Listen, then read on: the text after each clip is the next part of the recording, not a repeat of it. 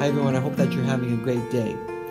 Today, I would like to reflect a little upon the topic of love, because this week I know many of us will be celebrating this great feast day, this great celebration of St. Valentine's Day. Went to the store, saw all of these big boxes of chocolates and these stuffed animals of all different shapes and sizes.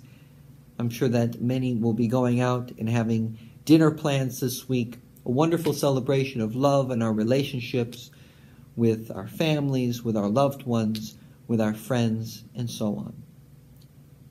But what does the Christian really believe that love is? And I wanted to share with you one of my favorite quotes about love, which comes from a contemporary contemplative, since deceased, called Thomas Merton.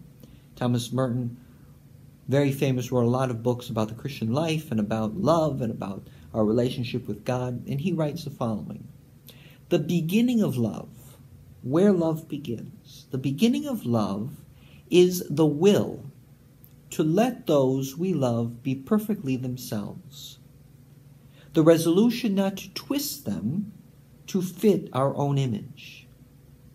If in loving them we do not love what they are, but only the potential likeness to ourselves, then we do not love them. We only love the reflection of ourselves we find in them.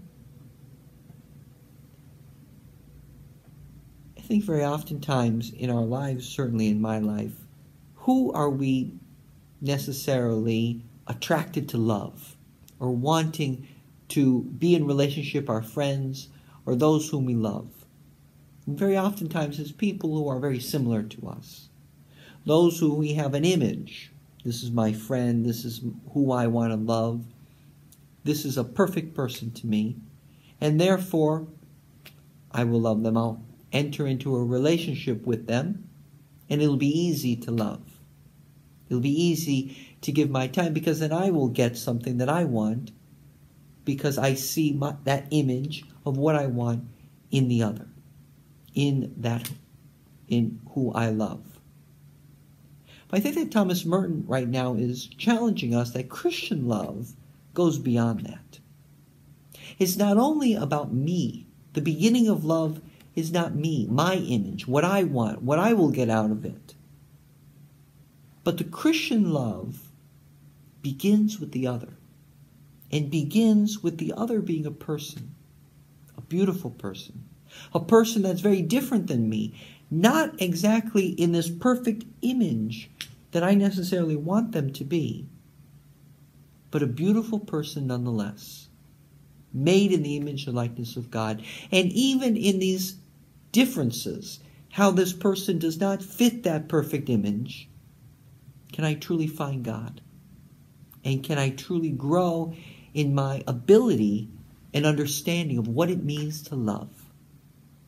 I love the example of St. Francis also. Where did St. Francis learn to love?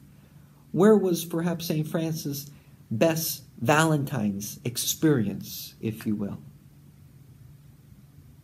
Where did St. Francis learn to love, which really changed his life? It was with the leper. When St. Francis left Assisi and encountered this person who was totally different than the rich Francis in which we know, a person who was very sick, a person who was outcasted from society. And St. Francis kissed him and loved him, didn't want to change him into who he was, but was able to see God in the leper. And it's in that moment that St. Francis learned to love and learned the true meaning behind St. Valentine's Day.